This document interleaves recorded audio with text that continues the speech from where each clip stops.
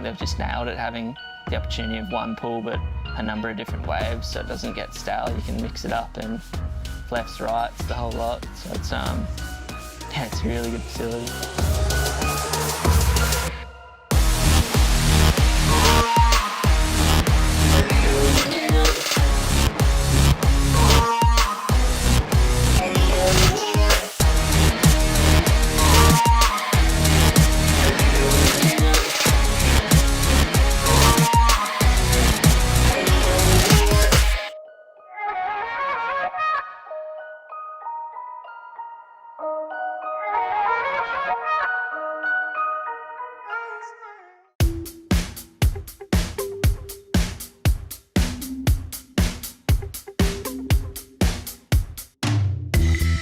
It was great to be up there during August, and it was just better. Saw it fresh and clean, and the waves seemed better. They done some work on it. It just seems to get better every time.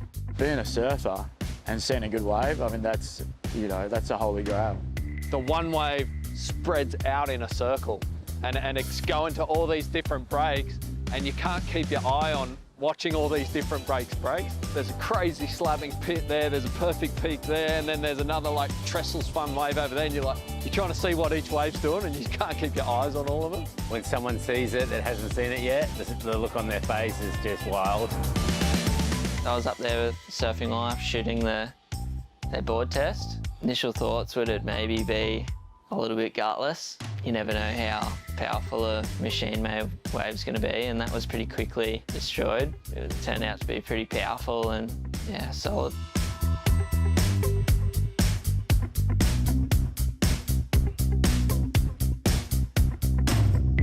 It was awesome just to have such a perfect canvas of the same wave breaking over and over to test such a different array of boards that you had that same comparison for each, and you could really feel out the little nuances of every craft because you're on the same wave over and over.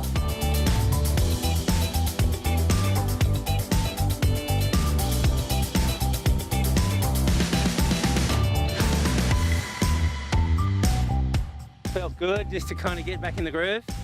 But I just want to watch Dingo because he's telling me that he's getting barreled on the right on the island, and we thought it was unmakeable. They've changed it, and now he's right, he's making it, and I want to see it with my own eyes right now.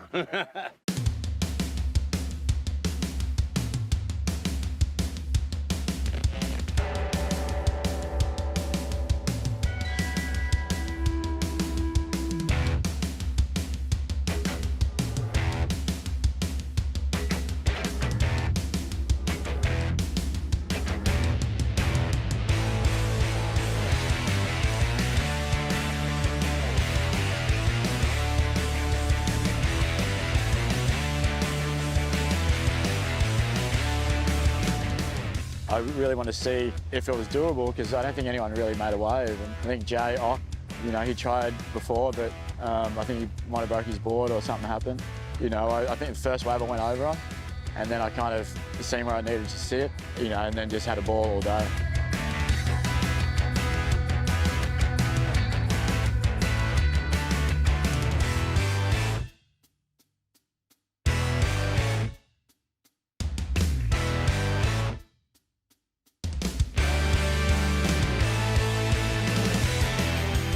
I wasn't like having to go up the slab because last time I was there, I hit the ground pretty hard, so I just wanted to see if it was possible to make, and I seen Dingo get a nuts, crazy one, and that just got me so amped to go try it.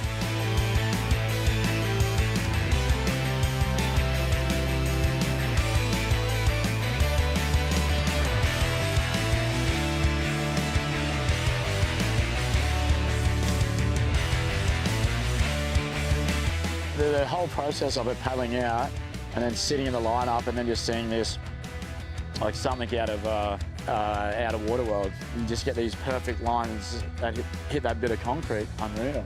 You know, I'm just trying to position myself and make sure I'm in the right spot. I didn't make a fair few of them, but the ones I did, I was stoked. It was like making an unreal wave in the, you know, in the ocean.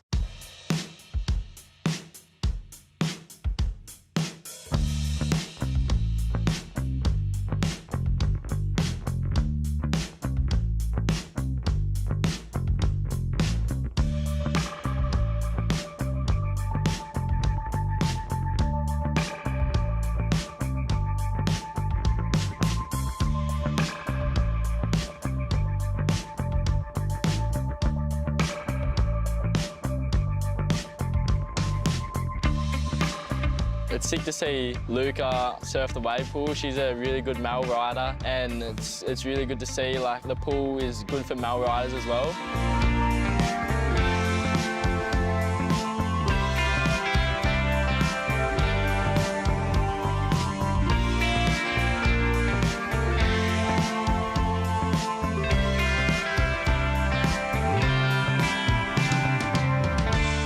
It's amazing surfing the ride on Dad's Peak. Yeah, no, I love Dad's ride. It's like a perfect barrel into like really nice coping for turns, so it's a sick wave.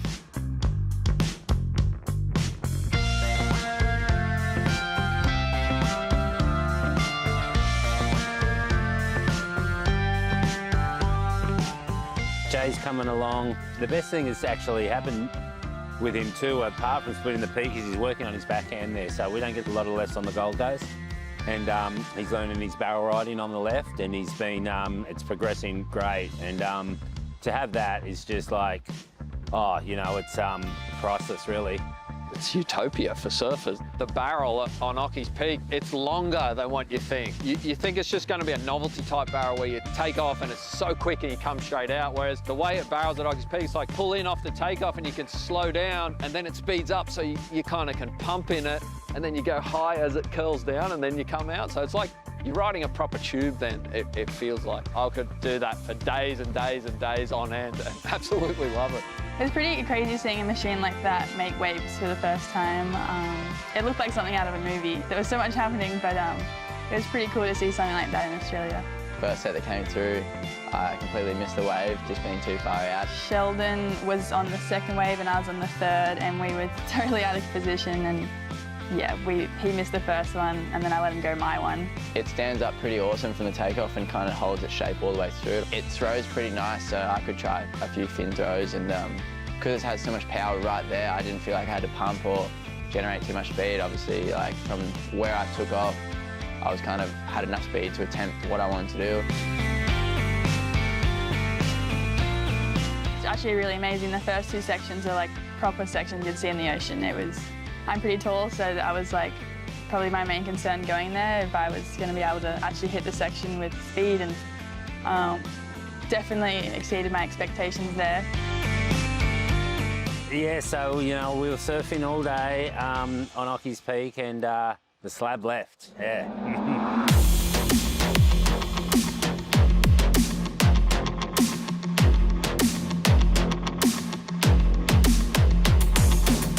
I've surfed a lot bigger waves, but your adrenaline's really high. It's really shallow there. It's really intimidating. It's as heavy as any wave at that size that I've ever surfed.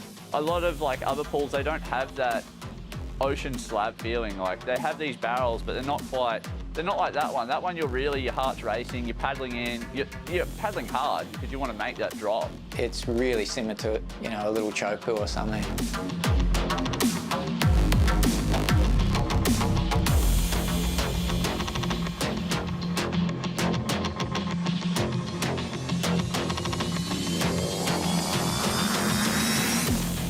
And I dragged up the courage to go over there, and Kobe had been getting good barrels. Like, I think it took him about 15 to get it wired. A lot of wipeouts. He nailed it, and I'm like, I've got to go try it. So I think it was the very first wave I paddled and pulled back, and I'm like, oh no, didn't look possible. And then the next one I just dug in and made the takeoff and got really nicely slotted.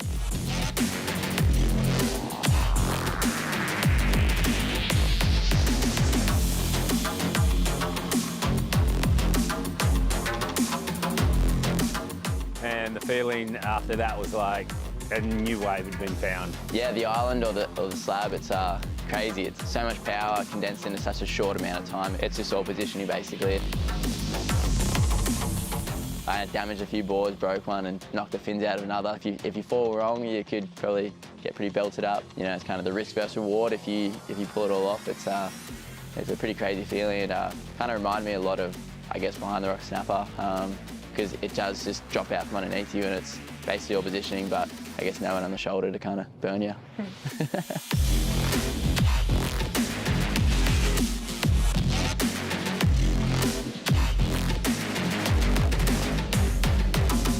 Yeah, I'd seen the seen the slab detonating over in the corner while I was surfing the left all day, and it's such a high energy little setup. It's really exciting and doesn't get old. It's a pretty epic wave to have really pushy limits, because even though it's in a controlled environment, you can still get thrown around. And I think backhand you have that luxury of a little third point of contact, grabbing the rail, otherwise you just can be mid-air free falling, and that helped me just grip down the wave, and you can really kind of put your body into the wave to hold on like a bucking bull. You've got a little extra point. And yeah, I couldn't believe how square and just glassy the tube was, and I think it even spat. It was definitely a pretty special moment.